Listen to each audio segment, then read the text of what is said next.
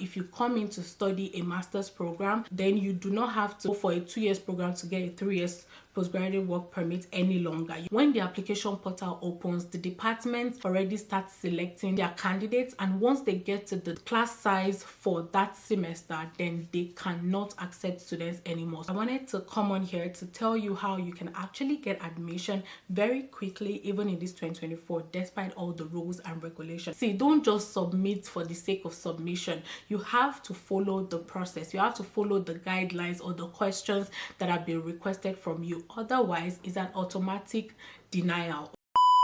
Hi guys, welcome back to my YouTube channel. My name is Yemisi. If you're seeing my face for the very first time, hey, I'm a Nigerian YouTuber currently living in Canada, and I make videos about immigration. I also share my life living in Canada from time to time through my vlogs. Today's video is very special to me. For the OGs on the channel, you know that I moved to Canada as an international student. I've been getting a lot of questions about admission, and even though I've been putting out vlogs lately, you guys really love it. I just wanted to, just go back talking about immigration. So I understand that there's been a lot of policies lately regarding immigrating to Canada as a student. There's been a 35% cap, like a reduction in the number of study permit approvals in 2024 compared to 2023, and I understand that that might have affected some people in a lot of ways, but I wanted to come on here to tell you how you can actually get admission very quickly, even in this 2024, despite all the rules and regulations. So stay with me to the end and let us get right into the video.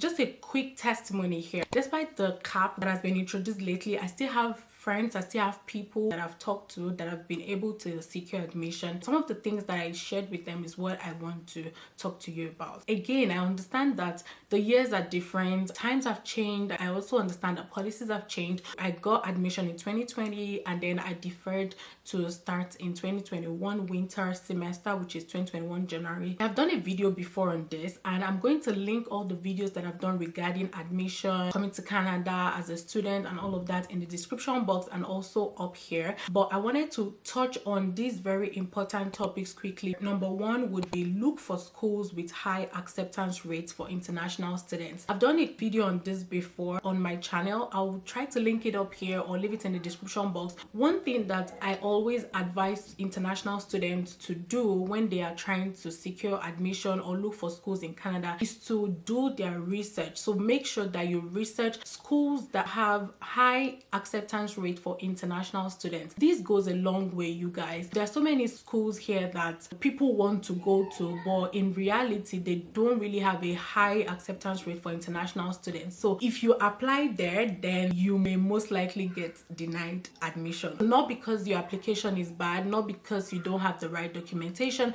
but because they have gotten to the cap for the school's admission rate for international students. So what you should understand is that in Canada, there's a class size that is apportioned for each programs. There are different factors that play into accepting students into a school. Schools have to live by those rules, otherwise I don't know, they might be penalized or something. That's the first point that I have for you. Ensure that you do your research and go for schools that prioritizes international students. And I'm not saying prioritize in a bad way. Like, I'm not trying to say that the schools that do not have high acceptance rate, they do not prioritize international students. Don't get me wrong. What I'm just trying to say is there are some schools that have high acceptance rates. You should apply to those schools if you want to stand a chance of getting admission into that school. Like I said, I have a video on schools that have high acceptance rates for students. I have the one for colleges, I have the one for universities. I'm going to leave it in the description box, so go check it out.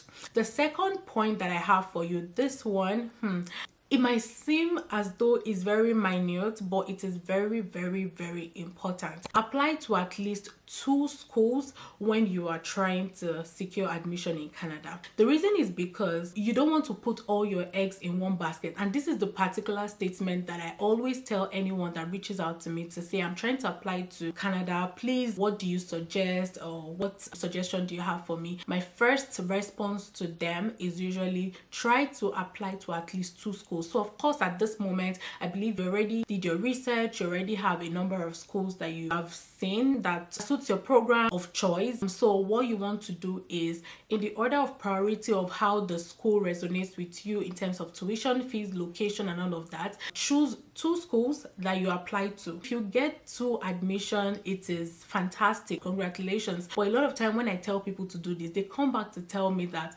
one of them gave them admission and the other did not. So you see why you should not put all your eggs in one basket. So the third one on my list would be, ensure that you are one of those people that apply immediately the application portal opens. See, I do not know how to explain this to you. When I tell people that I applied to the University of Saskatchewan and I got my admission within 4 to 6 weeks, what I realized when I came down here is the reason why I got a quick response on my admission or a quick decision on my admission is because I was part of the first set of people to apply. When the application portal opens, the department already starts selecting their candidates, and once they get to the class size for that semester, then they cannot accept students anymore. So that is why you have to be part of the first set of people to apply to that program. That is very important, you guys. Right now, we are currently in March. I'm filming this video in March, by the way, and I know that admissions might have been closed for May, but a lot of admissions will still be opened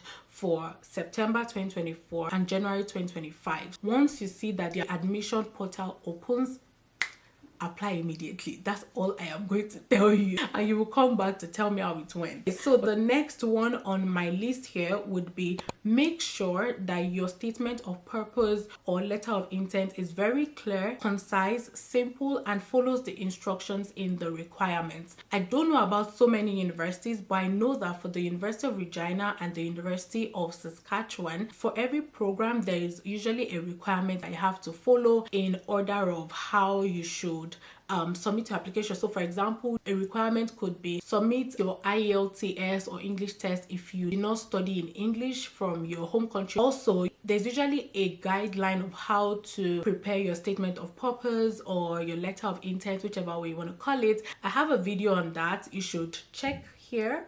I'll leave the link up above, so please check the video out. I've gotten a lot of people get back to me to say they got admission when they followed the steps that I shared in that video. So typically schools will give you guidelines as to this is how we want you to respond. So for example, why are you applying to this school? What are you going to do with the certificate in the future? Like, what is your career path at the end of the day? You know, different questions like that. I would advise that you should follow that guideline. See, don't just submit for the sake of submission. You have to follow the process. You have to follow the guidelines or the questions that have been requested from you. Otherwise, it's an automatic denial. You have to respond based on the questions that you've asked. But if you check your own school and there is no specific requirements, then it's fine, okay? But make sure that when you are applying for admission, you go through the websites and you see all the information that is tied to the requirements for that admission, and you follow all the due process. That will also increase your chance of getting admission in that program. This next one that I have for you, I find that because of where a lot of us came from, we find it difficult to reach out to schools, like schools in Canada, because of how we probably are wired or how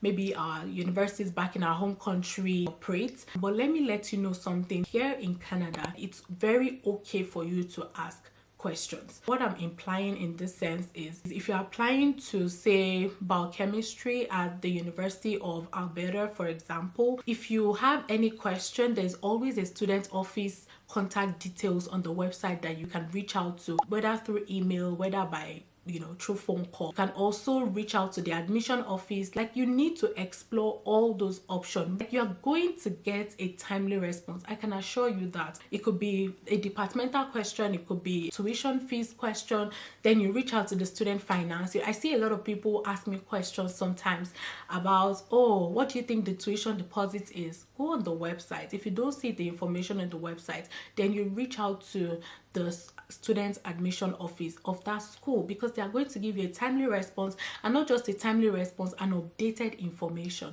So that's another thing that you need to do when you're trying to apply for admission, because that way you're able to get response quickly and also your admission quickly. Another one is do an extensive research. If you know me, I flog this word a lot. I feel like this word cannot be overemphasized on. If you need any information about admission requirements, whether or not your program requires GMAT or GRE, or any question whatsoever, what's the career prospects for the program, reach out to the school. Some schools even organize admission fair for prospective students. So go on the website, check out those information, get the Zoom link, get the information that you need. Okay, so why I'm saying this is that when people reach out to me, I can only respond based on your question. So for example, if you ask me, oh, what's the career prospects in Canada for someone that studies MPA? I'm going to tell you what I feel based on my own experience. But when you go online, you will not only see information from the university, you can also see information from alumni, from different schools. You can compare, weigh your options. That is also very important. Weigh your options. That way you would be able to know which school caters to you best, rather than saying, I want to follow this person's footstep. I understand, right? I'm also of the opinion that when someone has an experience in something, you want to go ahead and do that thing because you feel like it's tested and trusted. But it doesn't really work like that for admission in Canada. You might apply to my university and you get denied, and you apply to another university and you get approved like even faster than the denial that you got from my own university. So that's another thing that you need to take note of. This last point that I have for you is very, very, very important. Ensure that you apply to a school that is a designated learning institution. I've also done a couple of videos on this as well. Also, like I always like to tell people, the fact that a school is a designated learning institution does not automatically mean that they would provide PGWP, which is postgraduate work permit, which as an international student you most likely need if you intend to stay back. And even if you do not intend to stay back, you never can tell. Any opportunity can come your way and you will just change your mind and want to stay back. So to me, I would say that you should go for schools that can give you postgraduate work permit. Also, there are a lot of new policies that have been introduced lately. I am yet to come up to speed with those information or those policies. But one thing that comes to mind is that there are some institutions right now that no longer offer postgraduate work permits. So you need to go online and check which institutions those are.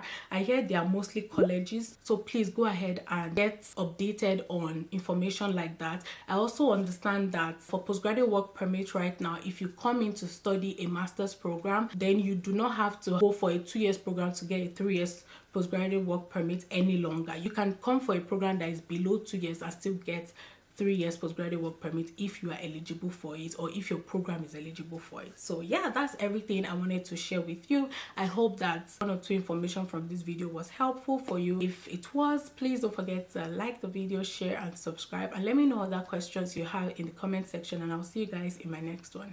Bye guys.